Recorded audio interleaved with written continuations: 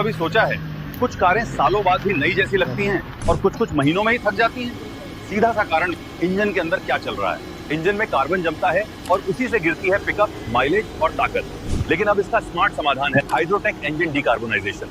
न इंजन खोलना, न झंझट, बस मिनटों में ज्यादा पिकअप, बेहतर माइलेज, कम धुआं और कार नई जैसी। अपनी कार को थकने मत दीजिए, उसे दीजिए हाइड्रोटेक का नया दम। एक बार कराइए और फर्क खुद महसूस कीजिए।